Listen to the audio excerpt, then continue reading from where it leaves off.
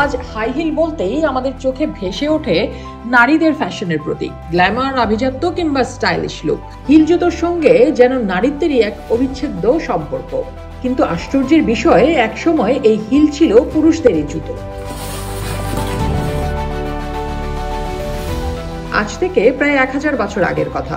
পারস্যের শক্তিশালী ঘোড়সওয়ার সৈন্যদের পায়ের নিচে চকচকে লম্বা হিল দেওয়া বুট যুদ্ধক্ষেত্রে দ্রুত গতিতে ঘোড়া চালানোর জন্য তাদের জুতোর হিল ছিল অত্যন্ত গুরুত্বপূর্ণ। ঘোড়ার রেকাবের সঙ্গে পা শক্তভাবে আঁচকে রাখতে পারলে তারা যুদ্ধের সময় নিজেদের ভারসাম্য বজায় রাখতে পারতেন।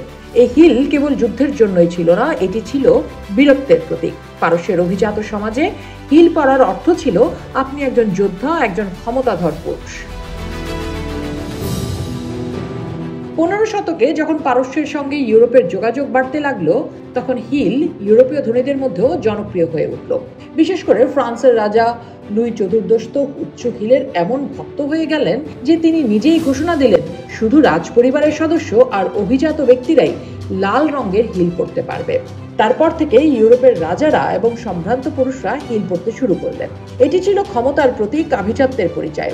সাধারণ মানুষের পক্ষে এত দামি ও অস্বস্তিকর জুতো পরা সম্ভব ছিল না। 18 শতকের দিকে সমাজের ধারা বদলাতে শুরু করলো। ফ্রান্সের বিপ্লবের সময় সাধারণ মানুষ রাজপরিবার ও ধনীদের বিরুদ্ধে বিদ্রোহ করলো। হিল তখন ক্ষমতার প্রতীক হওয়ায় পুরুষেরা ধীরে ধীরে এটি পরা বন্ধ করে দিল, কারণ এটি ছিল অতিরিক্ত বিলাসিতার পরিচয়। কিন্তু এই সময় নারীরা হিলকে আপন করে নিতে শুরু করলেন। নারীদের ফ্যাশনে হিলের ব্যবহার বাড়তে লাগলো, বিশেষ করে ভিক্টোরিয়ান যুগে। 18 শতকের দিকে সমাজের ধারা বদলাতে শুরু করলো। ফ্রান্সের বিপ্লবের সময় সাধারণ মানুষ রাজপরিবার ও ধনীদের বিরুদ্ধে বিদ্রোহ করলো। হিল তখন ক্ষমতার প্রতীক হওয়ায় পুরুষেরা ধীরে ধীরে এটি পরা বন্ধ করে দিল, কারণ এটি ছিল অতিরিক্ত বিলাসিতার পরিচয়। কিন্তু এই সময়ে নারীরা হিলকে আপন করে নিতে শুরু করলেন। নারীদের ফ্যাশনে হিলের ব্যবহার বাড়তে লাগলো, বিশেষ করে ভিক্টোরিয়ান যুগে। নারীরা যখন আরো বেশি ফ্যাশন সচেতন হতে লাগলেন, তখন হিল নারীত্ব, সৌন্দর্য আর আকর্ষণের প্রতীক হয়ে উঠল।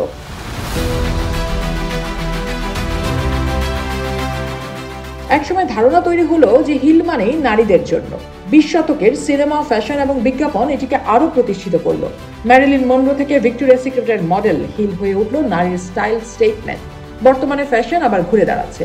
হ্যারি স্টাইলস, টিমোথি শ্যালামে কিংবা বিভিন্ন মডার্ন ডিজাইনার হিলকে আবার পুরুষদের ফ্যাশনের অংশ করে তুলতে চাইছেন। পপ শিল্পীদের মধ্যেও হিল পরার চল দেখা যাচ্ছে। তবে এটি কি আবার পুরুষদের প্রতীক হয়ে উঠবে, নাকি নারী পুরুষ নির্বিশেষে একটি ফ্যাশন স্টেটমেন্ট হবে? সময়ের সঙ্গে সঙ্গে ফ্যাশন বদলায়, কিন্তু ইতিহাস আমাদের শেখায় আজ যা নারীর তা একদিন পুরুষেরও ছিল, কিংবা ভাইস ভার্সা।